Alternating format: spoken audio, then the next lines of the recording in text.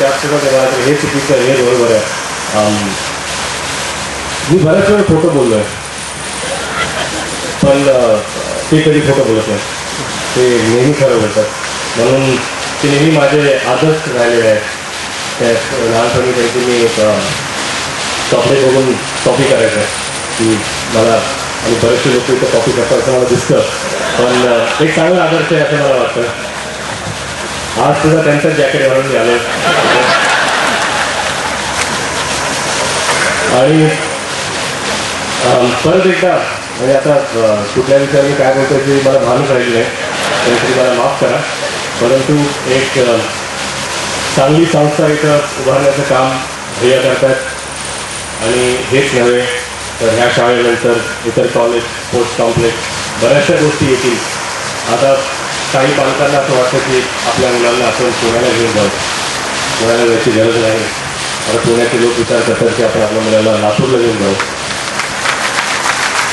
त्याच्यासाठी येत्या 5 वर्षामध्ये साधारण 10,000 विद्यार्थी या कॉम्प्लेक्समध्ये शिक्षण घ्यावेत असं विजन हे अमितने ठरवलेलं आहे.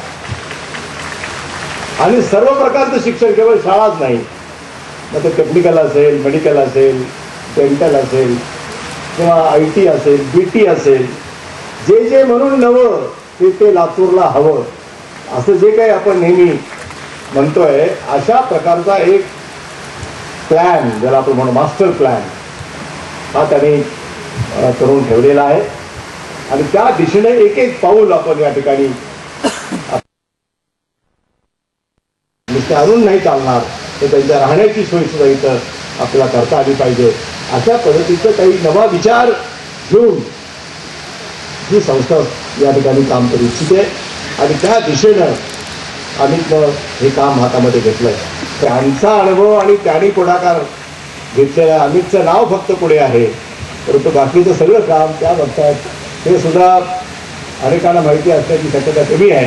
आणि म्हणून त्या सगळ्या शिक्षणाच्या बाबतीमध्ये विशेष लक्ष त्यांनी घातलं असल्यामुळंच हा कार्यक्रम एवढा लवकर झालेला आहे. कारण अमितच्या अनेक स्वभावाचं वर्णन अनेकांनी या ठिकाणी केलेलं आहे.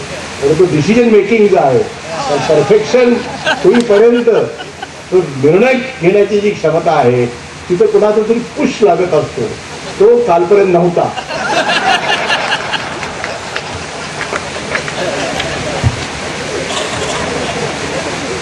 तो आता पुश आल्यामुळं काही निर्णय आता लवकर व्हायला सुरुवात झालेली आहे. आणि म्हणून मला वाटतं की त्या स्वतः या सगळ्या